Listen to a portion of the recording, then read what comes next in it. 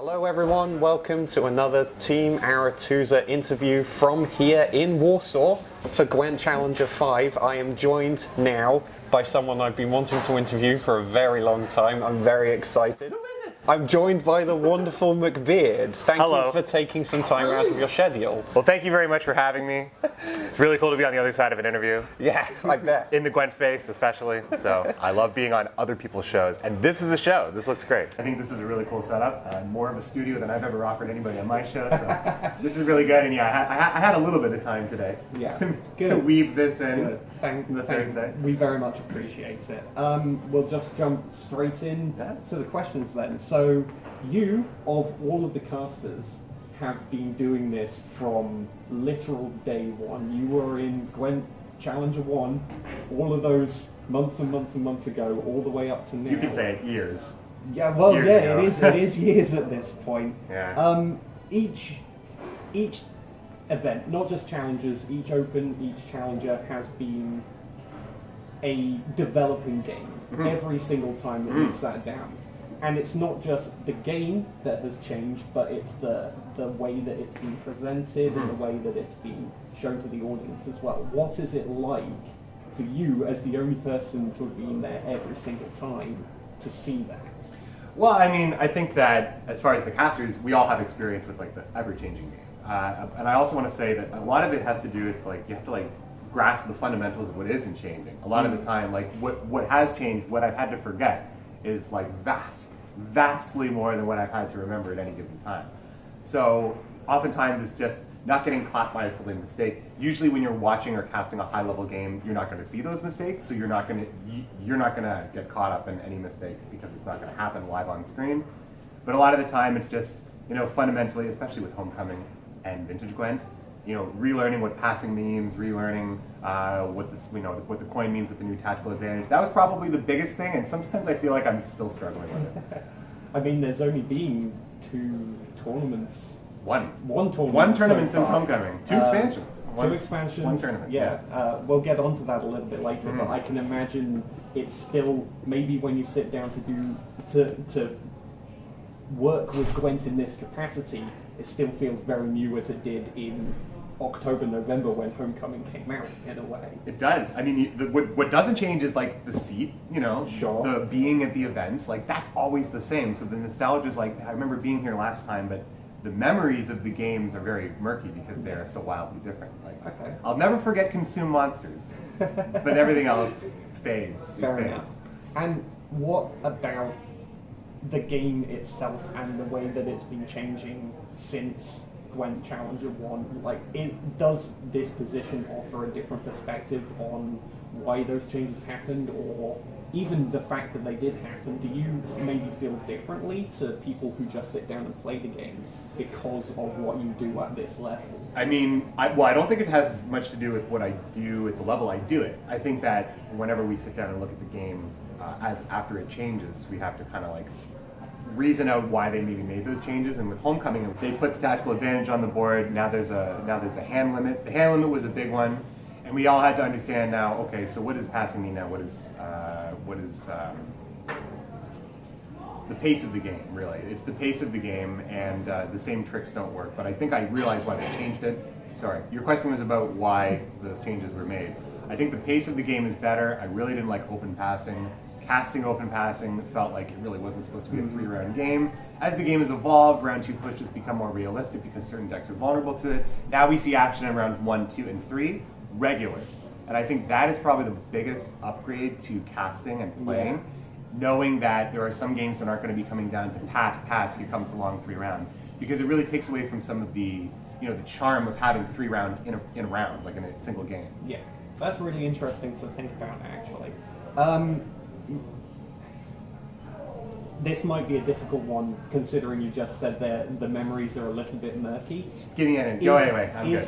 Is there a tournament, a specific tournament, or a moment that stands out as from the casting decks, as the most epic, or just the most memorable? Or Well, I mean, it's hard not to say number 1 because it was an 11 hours straight casting with very little breaks. But really, Gwent Challenger 2 at the castle, that's so epic. You've seen this. If you haven't seen the footage, You can even cut some footage in here, maybe. Yeah. We had this vast room behind us.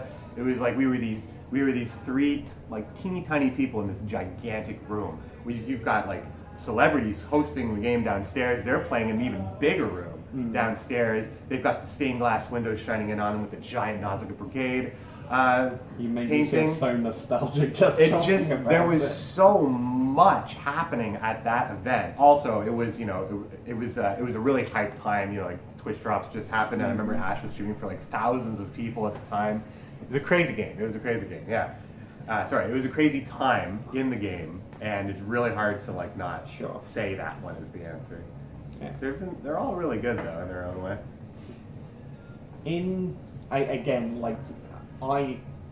As a fan of Gwent and as of your work, I'm really curious to know, again, having seen every single step of the way, is there an individual player that stands out to you at the tournament level above all others across the entire?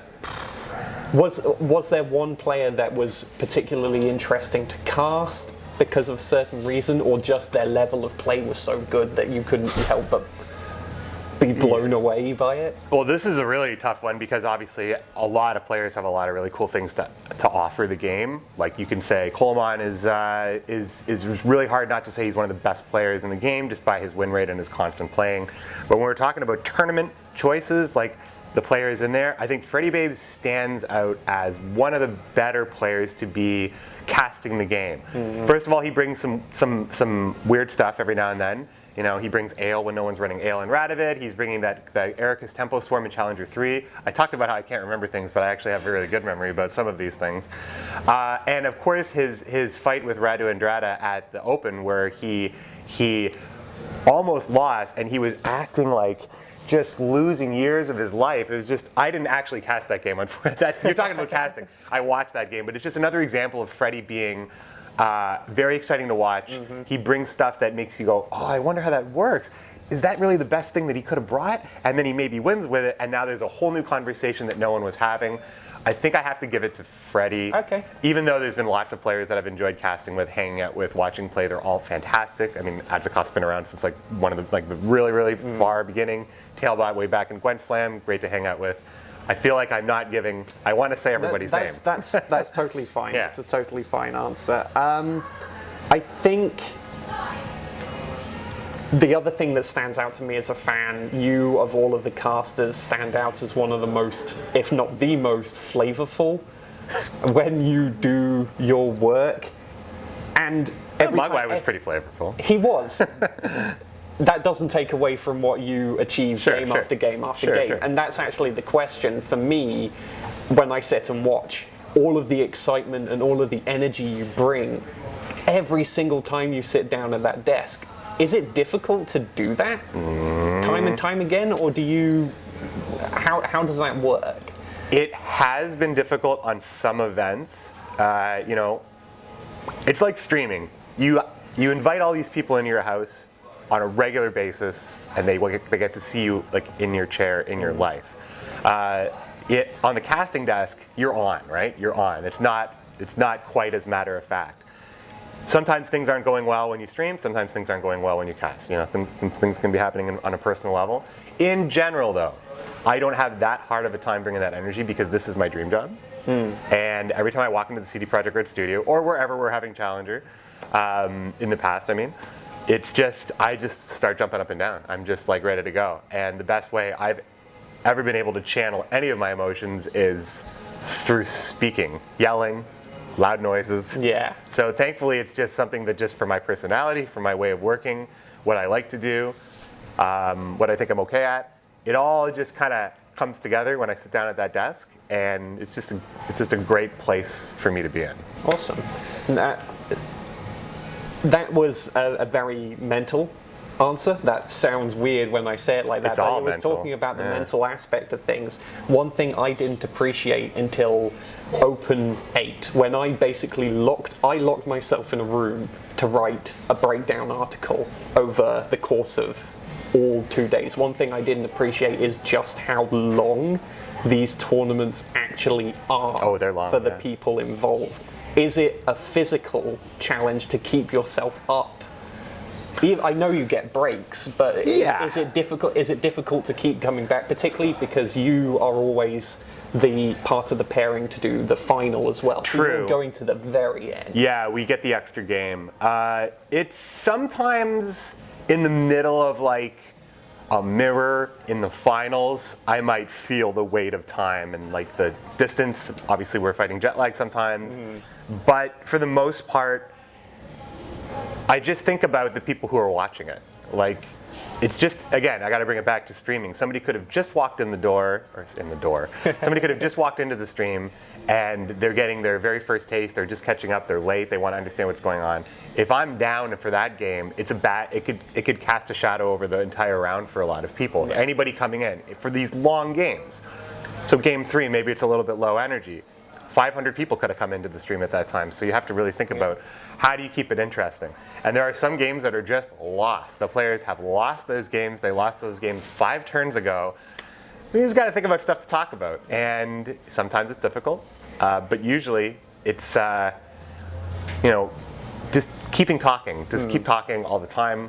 You do interviews, I do podcasts. We know that if you like doing it, it's never really that much work. Is there, I'm going to compare it oddly to tennis for a moment. Between sets, tennis players will sit down and they'll eat a banana or they'll drink Lucozade or something to keep the energy levels up. While you're on your break, are you constantly doing something to try and keep yourself in it physically, or are you okay to just take the breather and then sit down and go again for potentially 5 games, draws, whatever could happen? Because you could look at it like it's 2.5 hours sometimes. Some of these series. I have taken naps. Challenger 4, I took a nap. The last Open, I took a nap. Like I think during the semifinals before the finals. Like it's not so much that I do it because I need it. It's I do it because I feel like I can do it. I'm tired enough, so I'm like I could nap, so I should, because I know it's going to bring my energy to level out. I drink lots of coffee as well, but it's just generally, at the end of the Sunday,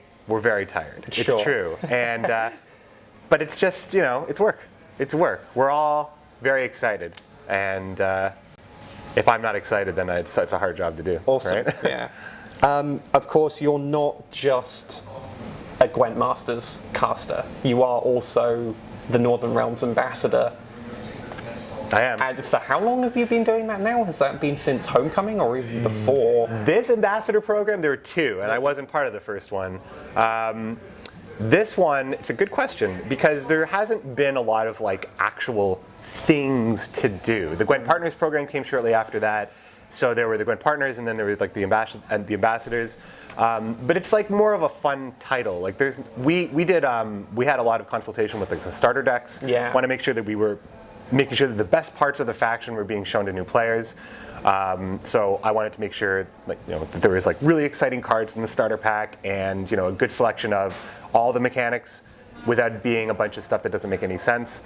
So thankfully, the problem was this is right before the Northern Realms rework. Yeah. So the starter deck for Northern Realms now, this is a tangent now, but it doesn't really reflect. But I mean, cards are changing all the time, so I think that the starter stuff that they do is an ongoing, difficult job. But we've only really done that a little bit. Outside of the actual roles, just been happy to display the badge and play Gwent every week. Okay, and do you think that Northern Realms, this Challenger, is going to represent? Do you think it's going to make a strong showing for itself? Yes, and it's about time. It's about time. Northern Realms usually performs okay. We've seen Hensel do really well in previous tournaments, but now it's you have options. There's lots of different ways you can build it. There are lots of debates. Is full test good? Is Meve better? Is Kalanth out there? It's really cool. I love it. There's 3 or 4 potential leaders that could be out there. A lot of the cards are different and strong. And I think when you were looking at the cuts of the 2 that weren't going to make your best of 4, I don't think Northern Realms was in that discussion. I think it was right next to Nilfgaard. You're probably going to see a lot of it. Do you think it's all going to be the same Northern Realms deck, or you said that you No, it never is. No? It's never the same. Even if you see 8 full tests, right? It's never quite the same. So even that is, but I mean, usually you see some variations. Okay. Some people may not have brought it. I don't even know.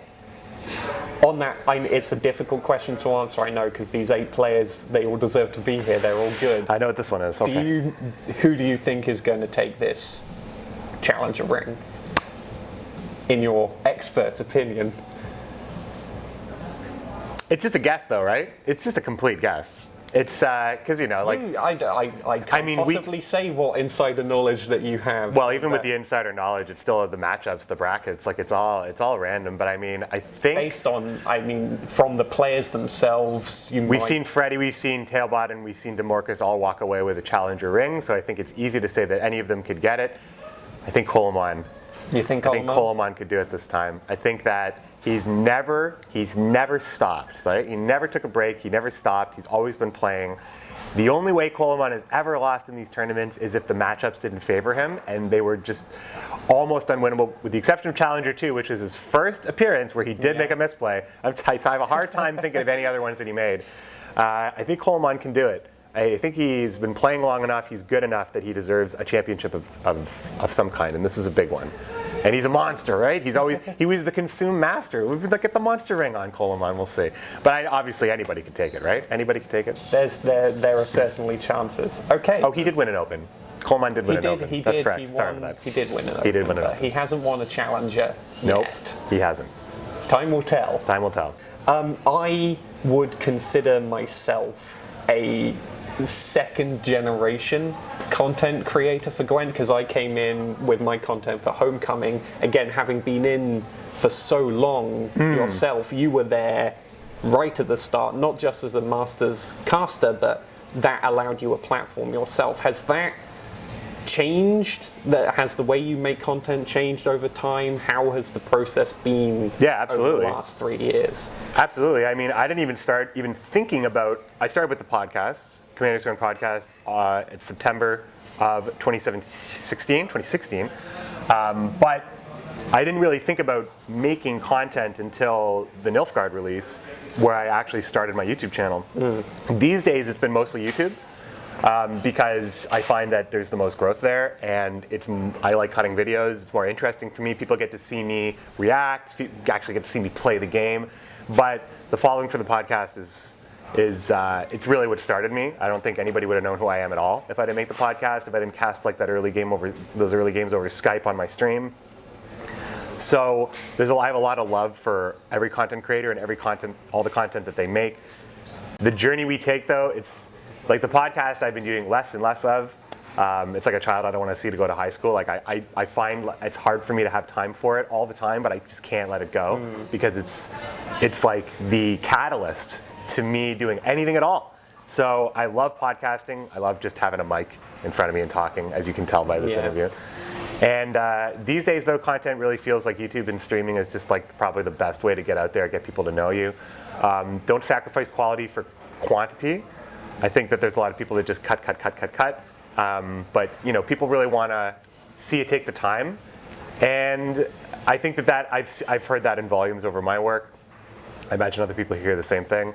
But I just try to bring enthusiasm with everything I do, no matter what I do.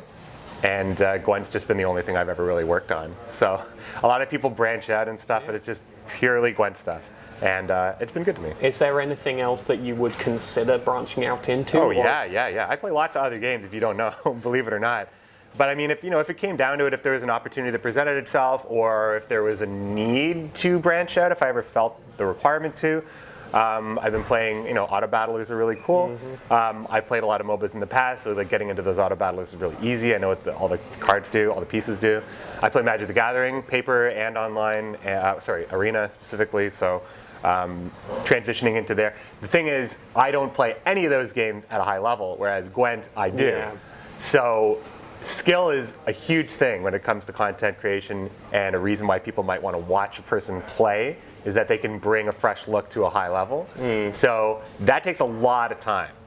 So if I ever transitioned into Magic, I'd want to make sure that I was Mythic all the time, and I was bringing the spiciness all the time. So that takes time as well, and that takes away game time for Gwent. And for me, I gotta play Gwent. Sure. Gotta play Gwent. One last question then before we call this an interview, as it were. What would you, obviously we're coming towards the end of Season 1 now. We're on the home stretch with this Challenger towards Gwent Masters. It's been a long time coming, but we are getting there now. Where would you like to see it go next? Given infinite time, resources, what do you think is the best way forward? Or what's the way forward you want to see? Well, let's take infinite resources off the table, because I want the future to be a realistic thing, and I think that if there were infinite resources, we would keep having large production opens, large production challengers, but potentially going at the same pace that we've been going at, and I think that's not good. I think there needs to be more opportunities for top players, not so much top 4, top 6, qualifiers, top whatever. The qualifier, the wildcard qualifier stuff is very great. That's very exciting, and it puts really cool people in the chairs. But I think like another way to decide who deserves to go to these tournaments, more online stuff perhaps. I love league formats specifically. I would even play in a league. I think leagues are just super cool. Just more opportunities for players to play games that matter, because we've had months and months of the pro ladder just not really mattering. And I think that everybody who's played and who's waited maybe wants a chance to prove themselves. I hope there's a lot of opportunities for all of those players. Okay, good. All right. We will call it an interview there. Thank you everyone for watching. It's been a pleasure having you. Again, thank you for your time. Thank you to CD Projekt Red for allowing us the opportunity to conduct all of these interviews and make all of these content. Thank you to the Warsaw Moxie Praga hotel where we're currently situated for allowing us to film here. It's been a nice hotel. Super awesome. And we'll see you again soon for another interview. Take care, everyone.